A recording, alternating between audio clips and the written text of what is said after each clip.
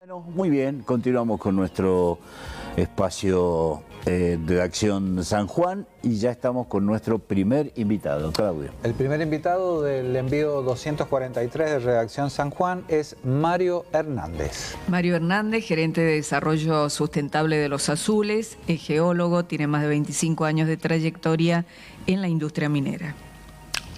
Buen día, Mario. Bienvenido. Un gusto, Buen bienvenido. día. Bueno, muchas gracias. Un placer, como siempre, estar en esta nueva casa con ustedes. Sí. El lunes estuvimos compartiendo una reunión mensual como hace la Cámara Minera y se estuvieron actualizando los proyectos mineros. Contanos, empecemos hablando si querés, ¿cómo está hoy Los Azules? ¿Qué podemos decir? ¿Hacia dónde va el proyecto hoy? Bueno, esta temporada 24-25 ya está terminando. Ya el clima empieza a ponerse más duro en la cordillera, así que por cuestiones de seguridad hemos tenido indicadores de seguridad muy buenos, con tiempos, con muchas horas sin incidentes con tiempo perdido. Hemos hecho más de 11.000 metros de perforación esta campaña, es una campaña tranquila, digamos, para lo que habitualmente venía haciendo Los Azules en términos de cantidad de metros perforados. Y bueno, estamos en la etapa final de la factibilidad, así que muchas de las tareas que se estuvieron haciendo esta última campaña han tenido que ver con estudios necesarios para completar la factibilidad y ver algunas cuestiones en detalle, en mayor detalle, así que ojalá que pronto tengamos la factibilidad y que también podamos acceder a la aprobación del RIGI que se presentó. Así que, bueno, como siempre, con mucho optimismo, esperando cómo evoluciona el proyecto. El proyecto es muy bueno, es muy positivo. En términos de características de sustentabilidad, es un proyecto que va a producir cobre puro en San Juan, en Calingasta exactamente, va a producir placas de cobre. Hasta ahora es la única mina, único depósito planificado con este tipo de producción, por las características del yacimiento obviamente, y que le va a venir bien a la Argentina producir cobre en su propio territorio, ¿no? Recordemos que en general la mayoría de los depósitos de cobre produce concentrado y esos concentrados son exportados y que la obtención del cobre fino o cobre puro se hace afuera, ¿no? Este caso, especialmente en Los Azules, tiene esa característica que va a producir cobre metálico puro en nuestro territorio y es una gran ventaja en términos industriales y en términos de abastecimiento. Así que el proceso de obtención del cobre implica un menor uso energético y un menor uso de agua también. Ajá. Así que estas características de sustentabilidad lo hacen prácticamente único en el país. Y en realidad la mayoría de las minas del mundo producen concentrados de cobre, bueno, y son menores las que producen cátodos de cobre o placas de cobre puro. Este es el caso de Los Azules, así que estamos muy contentos con lo que se viene en este proyecto que va a ser tan importante para la industria argentina y bueno, y también para la exportación. Mario, por tu capacidad de análisis y de comprimir, has dicho muchísimas cosas en muy pocos segundos. Y los neófitos como yo, y me imagino que gran parte de los que nos están viendo, algunas cosas quieren saber. Por ejemplo, cuando hablas de perforaciones, ¿qué es lo que perforan? ¿Para qué perforan? ¿Con qué perforan? Bueno, primero, hay varias técnicas de perforación. Nosotros hemos usado más la obtención de testigos de roca. Es un cilindro de roca que se obtiene con una corona diamantada que va por efecto de la presión y el efecto de circulación, va a ir cortando la roca y la roca que va perforando va obteniendo ese cilindro de roca que se mete dentro de un tubo, se llama tubo portatestigo, y ese es el tubo que se va extrayendo por tramos y es la representación de esa roca en profundidad. Es el mejor método, se llama perforación a diamantina o con corona diamantada. Es uno de los mejores métodos que representa fielmente lo que hay en el interior de la Tierra. Si uno puede perforar, hay perforaciones de diamantina que en la cordillera nuestra En otros proyectos han llegado hasta 1.500 metros de profundidad. Si uno puede saber qué hay a 1.500 metros. En el caso de los azules, las perforaciones han sido más cortas, pero muchas de ellas han estado por encima de 500 metros, 700 metros de profundidad. Y es la mejor manera en que uno puede ver el terreno, qué es lo que está pasando ahí abajo, digamos, y es la representación física.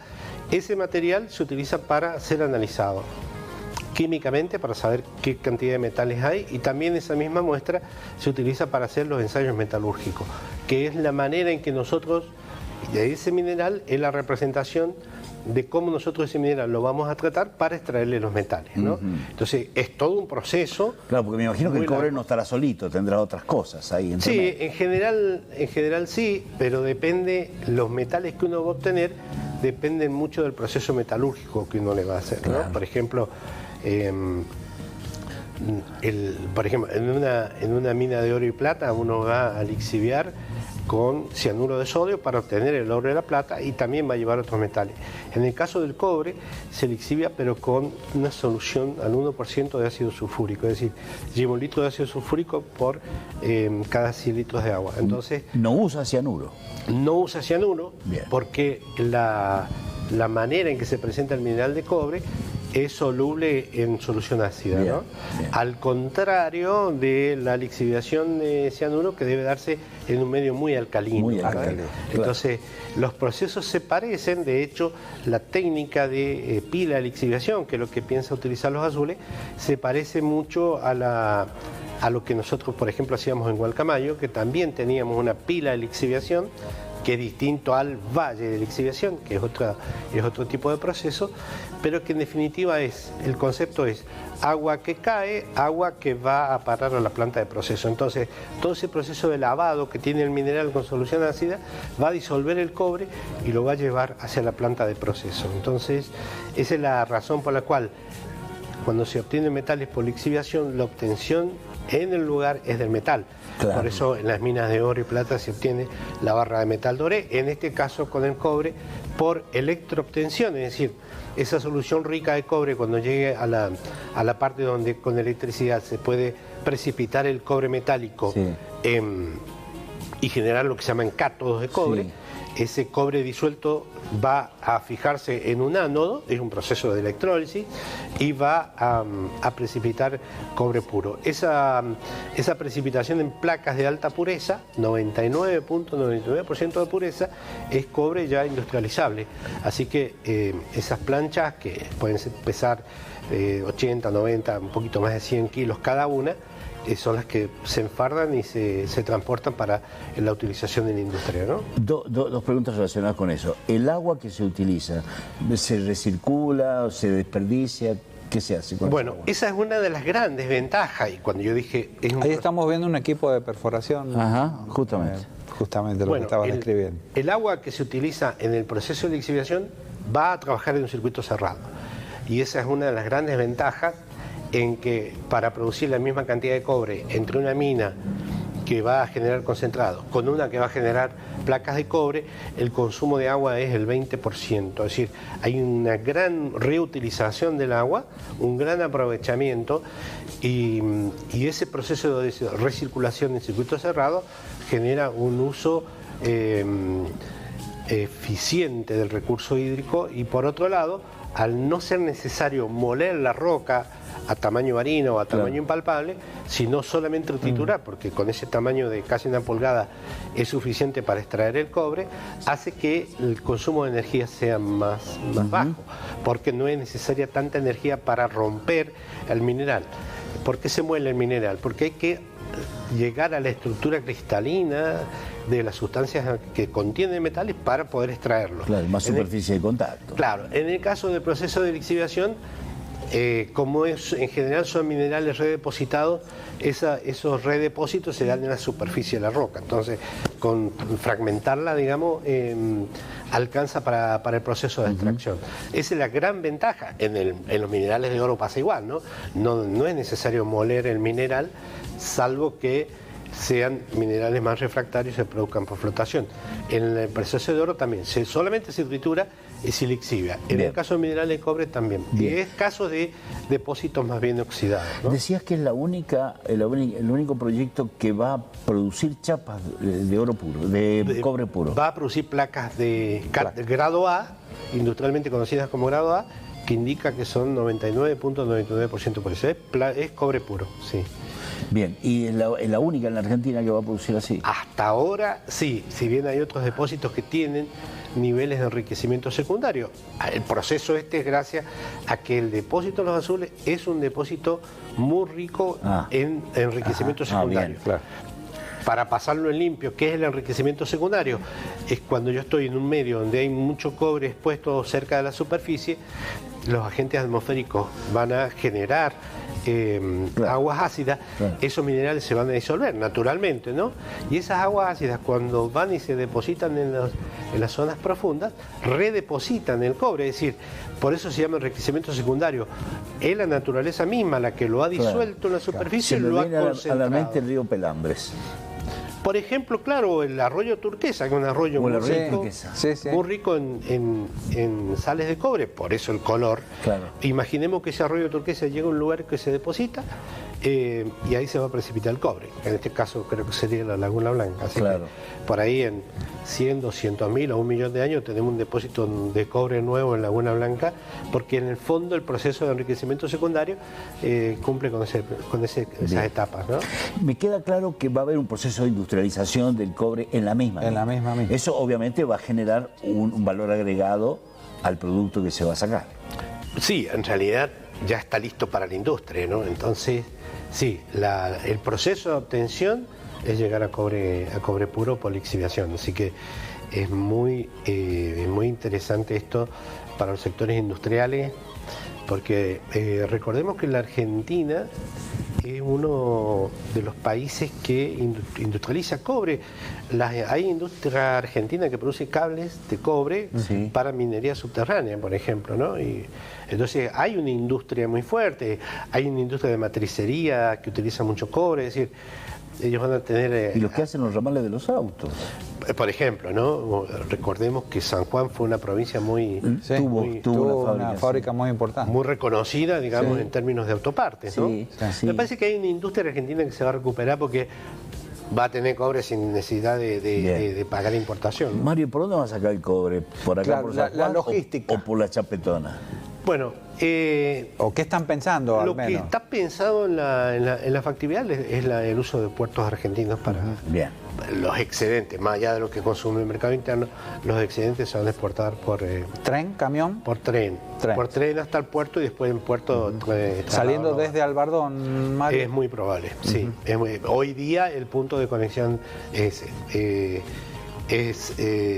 Es la opción más viable que tenemos. Le preguntaban el lunes a Mike Medin si ya se han empezado a hacer algunos contactos con ferrocarriles pensando en esa posibilidad, ¿no?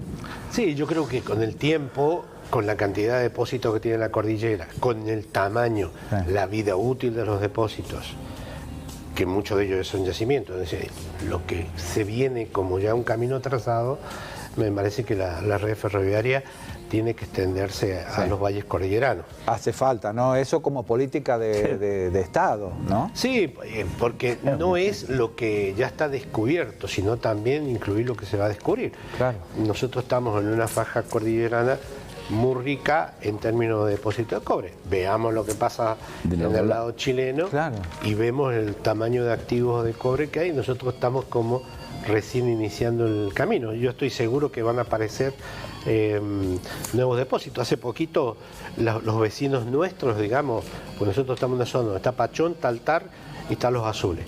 Pero tenemos vecinos cercanos que han ido anunciando buenos valores en términos de exploración. Eso significa que es evidente que los recursos están y que cada vez que se invierte en exploración, esa inversión de exploración está devolviendo, está dando buenos resultados.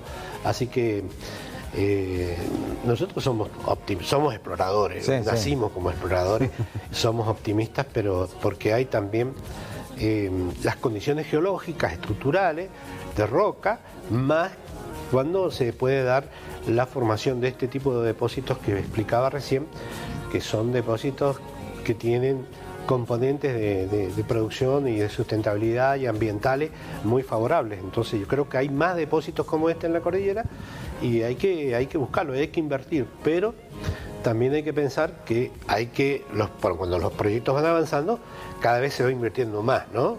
Uno ve la curva de inversión cuando comienza la prospección, la exploración.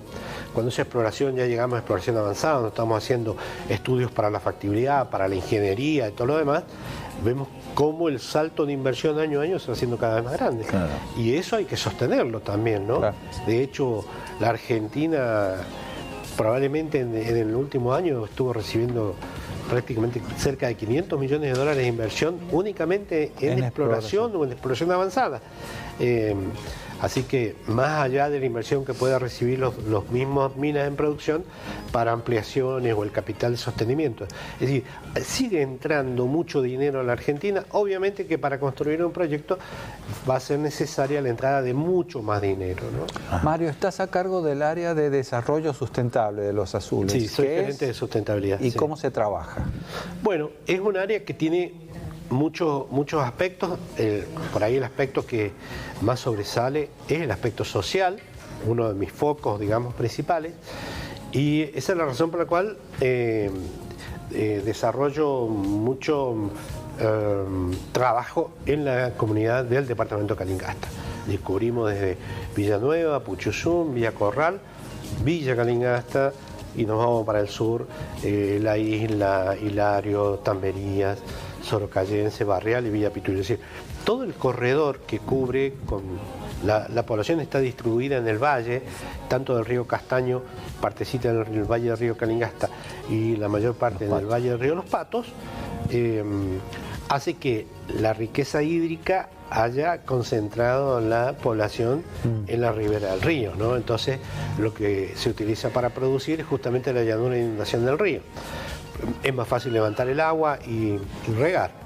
Y bueno, nosotros estamos enfocados en esas comunidades y justamente a propósito de esto, hace poquito tiempo iniciamos una tecnicatura que surgió de un acuerdo con la Universidad Católica de Cuyo.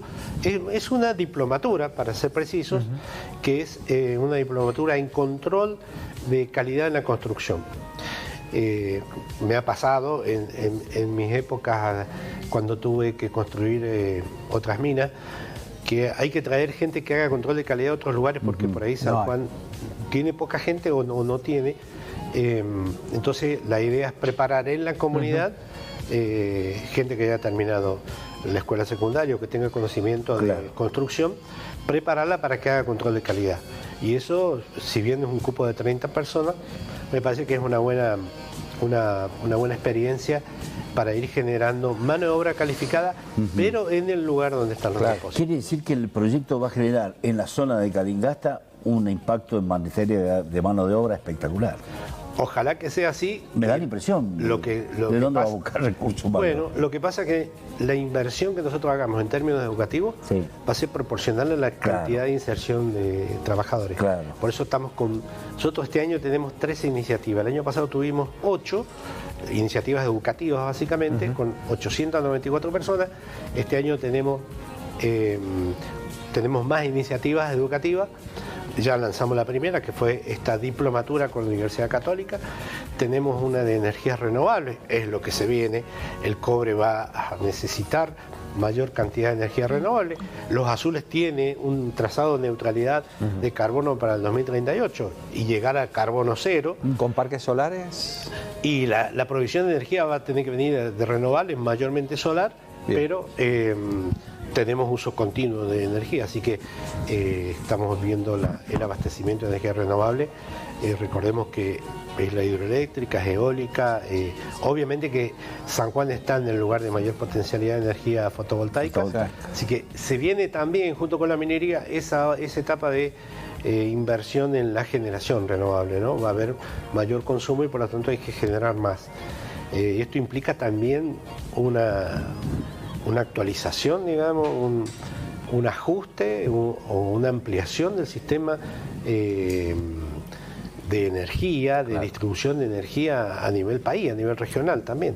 Así que se viene todo un gran camino de co-construcción con varios sectores de la economía, ¿no? Entonces la energía es uno de ellos, y la logística es la otra, ¿no? Hablábamos de los trenes. Claro, primero tenés que traer camiones y después trenes. O sea, bueno, el tren nos puede traer por lo menos hasta el Barón y después hay que moverse con camiones, pero me parece que lo que hay que plantearse aquí es que siga el tren más arriba. Que el tren llegue lo más alto posible, y creo que vamos a tener que conectar todos los activos de cobre por una ruta única, porque y es separada del tránsito normal, digamos. Sí, yo creo que es momento de pensar en corredores mineros que tengan trenes, líneas eléctricas y rutas específicas para... En otros países es así, corredores mineros. Sí. Así se le denomina. Sí, podemos ver que es el caso de Chile, ¿no? Tienen una infraestructura preparada para la escala, ¿no? Y me parece que ese sería como el modelo, tener el ferrocarril lo más cercano a la mina, si no en la mina, hasta el puerto, ¿no? El ejemplo por ahí que nosotros vemos más comúnmente en La Serena es todo el mineral de hierro del Romeral sale en tren hasta el puerto, hasta la herradura, ¿no? Claro, en Coquimbo. Y ahí transfieren al barco. Entonces, eso es el modelo que hay que pensar en Argentina. Guayacán, claro. Guayacán, en el puerto de Guayacán. Recién un televidente estaba preguntando el tamaño de las placas de cobre. Bueno, depende del tamaño de los ánodos, pero en general son placas de de 1 metro por 1 metro, más o menos, 1 metro cuadrado. Bien. 1 metro cuadrado. O sea que en el camión se pueden ir... no, se hacen fardos, y se ensunchan, digamos, y eso es lo que se utiliza así para transportar. Última cosa, cortito, porque estamos con el tiempo. Mencionaste el tema del RIGI. Ustedes tienen un proyecto presentado para hacer inversiones extranjeras en la mina a través del RIGI. ¿Es así? Sí, hay un proyecto presentado. Nosotros lo hemos presentado en fases. Y bueno, ha habido una ida y vuelta muy interesante en términos de consultas. Así que estamos muy esperanzados en que salga pronto. En que salga pronto. ¿Inversión? ¿Nivel de inversión? Ya sé que es en etapas, pero... Sí, este primer RIGI entiendo que es un poco más de 200 millones, son 227 millones de dólares, creo, que sería fase 0, y después empezaríamos con la otra fase una vez que ya tengamos más definidas, especialmente hayamos concluido con la factibilidad del proyecto. Pero hasta que viene directamente a Calingasta. Sí, en realidad la inversión es más compleja, pero esa fase 0 tiene que ver mayormente con infraestructura para el proyecto, camino, línea eléctrica y campamento, así que en esos términos sí, es toda para Calingasta. Te veo muy entusiasmado, Mario. Sí, como dice algún famoso, que estamos motivados y creo que el depósito y los azules genera esa motivación en todo nuestro equipo, ¿no? Nuestro equipo. Y hay un muy buen ambiente de trabajo en los azules. Sí, está muy bueno, sí. Tenemos un buen management, un buen gerenciamiento, para decirlo en español, y gente con mucha experiencia, ¿no? Ahí tenemos, si sumamos todos los años que tenemos ahí, los más veteranos, son más de 200 años de experiencia en minería. Así que creo que tenemos capacidad para desarrollar un buen proyecto. Para los que nos están viendo, a lo mejor no lo conocen, Mario Hernández hizo desde cero la mina Gualcamayo, pero desde caminar los cerros hasta llegar a hacer lo que fue. Lo hizo todo, así que algo sabe.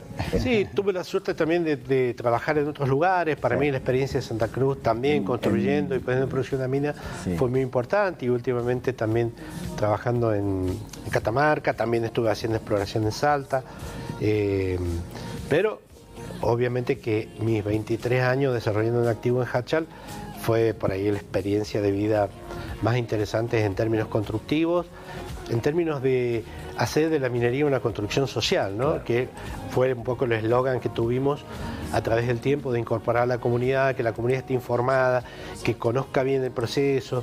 Y yo me acuerdo que en aquel tiempo nadie quería hablar de proceso de cianuración.